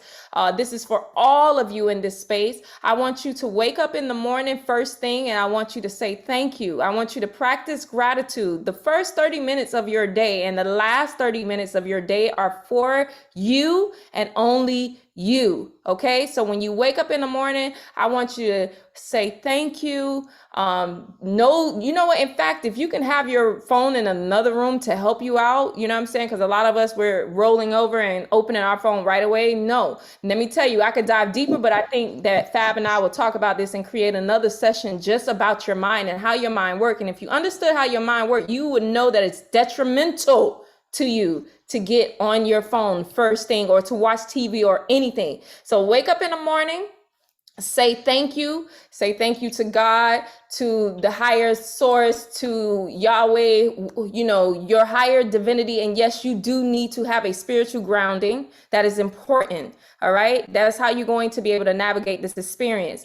And then after you do that, I want you to state to yourself 10 affirmations, okay, that you believe about yourself. 10 affirmations that you believe about yourself or the person that you are becoming. And you're going to state those things out and you're going to believe it. If even better, if you can look in a mirror and do it, then do that. You're going to do the same thing before you go to bed at night. And the reason for this is because you are in a theta delta stage. And during this stage, this is when you're able to program your mind. The computer was built and developed and designed around the human body. So you got to think of yourself as a computer, and we program ourselves with software. What are you telling yourself all the time? It's time for us to reprogram ourselves and to believe in ourselves. All right. I love y'all so much. I'm so thankful for y'all being here. I'm passing it on, and we're going to do a quick breathing exercise. And 5, 4, 3, at some point, y'all, at some point, don't judge me. Hold on. I see that poll happening. I'm trying to, you see what I'm doing there? Y'all see what I'm doing? I'm trying to, you waste the time. Naisha, y'all there? Yes, ma'am. We're still here. All right. There y'all go. All right. So, how is everyone feeling in this moment? Let me know. Let me know. Inspired. Inspired. Yes. I feel much more educated than I did before, for sure. I definitely have to agree with that, with all the different experience in the room right now, letting us know what's going on with the get-go and stuff. I definitely appreciate it and I love it. Big thanks to everyone. All right, guys, if you want to keep the conversation going, what do they need to do? Definitely follow us on our Instagram at Gym Culture Miami, or even visit our website at gymculture.org, of course. And then there will be a link in the chat.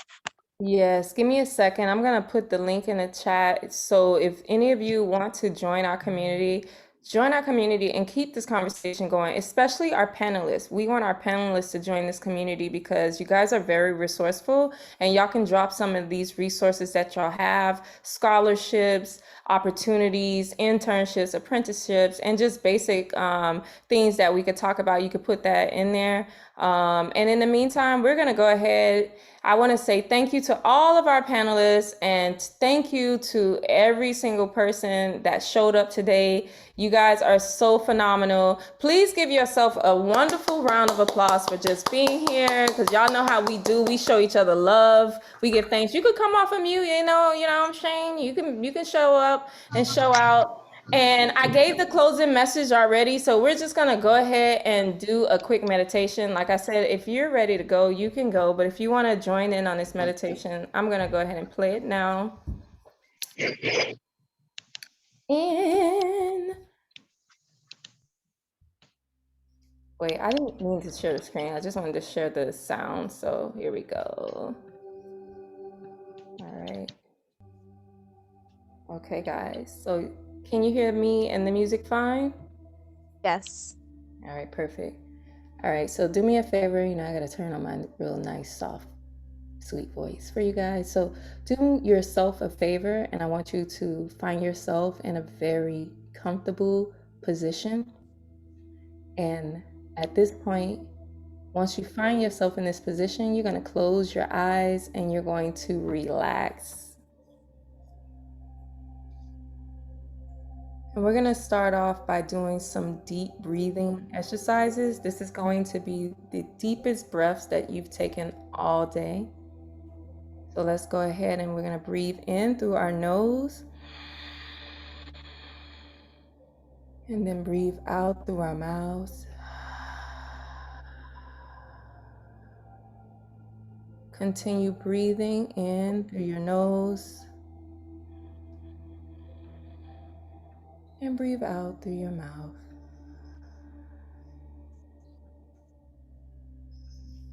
You're going to continue this breathing on your own, at your own pace, being selfish today and giving yourself the attention and the affection that you deserve. Breathing in deeply through your nose.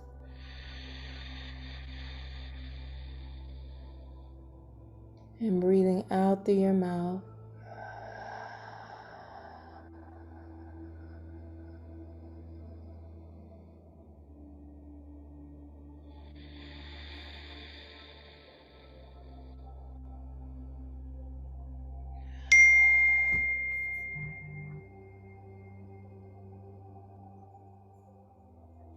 Continue to breathe and to be selfish with yourself and give yourself love. Breathing in that love and breathing out that love.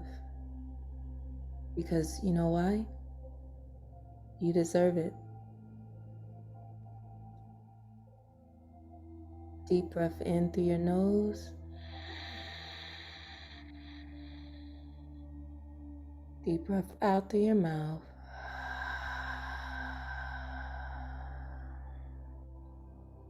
All of your attention should be on your breath, your life force, your prana. The greatest gift that you've ever received in this lifetime is your breath. So at this time, you're becoming one with this life force. And anything that happens right now that's happening around you really doesn't matter. The only thing that matters is that you're here and that you're showing up and that you're giving yourself this love, breathing in through your nose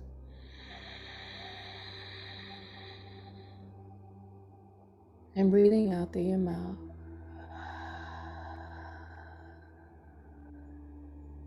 With every breath, you're falling deeper and deeper into relaxation and into peacefulness and into the love that you deserve.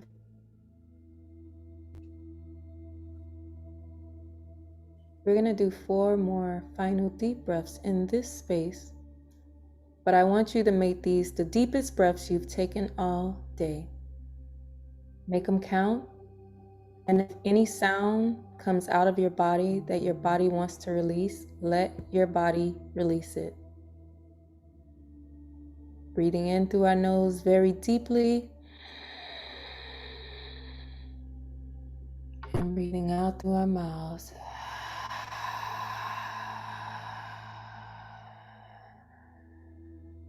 Again, breathing deeply in through our nose.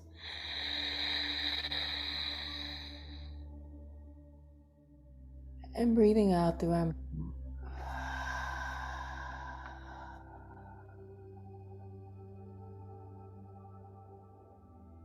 2 more, make them count. Breathing deeply in through your nose. No judgment, please. No judgment. Breathing out through your mouth.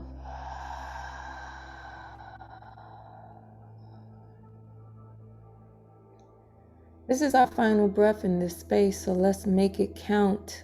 Deep breath in through our nose.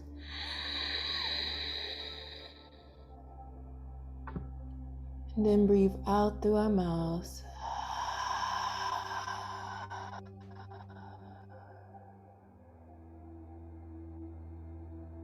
You're so phenomenal.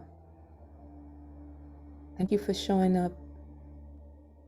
And when you're ready, open your eyes and join us back in this space. Selah.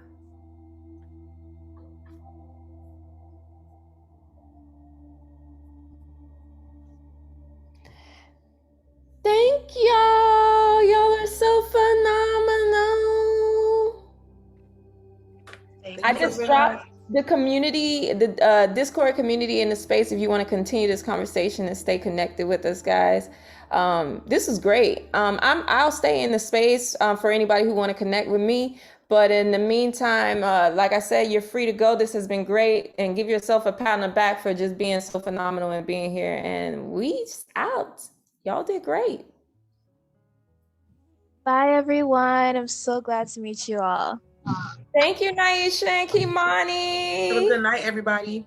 Good night, everyone. Night. Good night, everybody. Congrats and good luck. Thank you. Yes, good luck, everybody. Blessings. Yo, that was great. I'm sticking around because I was going to call you immediately after anyway, right? Oh, you were? You want to talk to me now? I mean, yeah, why not? Talk to me, talk to me, talk to me, baby. Oh, no, I was just going to praise. I was just going to, like, it was going to be straight praise. Wait, what were you going to say? It was going to be straight praise. I was just going to be like, that was beautiful. Yeah. Oh, man, thank you so much, Roger. You know what? Like I said, I'm glad you're here. Yeah, y'all are too nice and humble. But that's cool. That's the way to play it. What you mean? Nah, bruh. I'm so happy you're here. I'm so happy. I'm happy to be here. You know? For real. What did you get from it? How did you feel?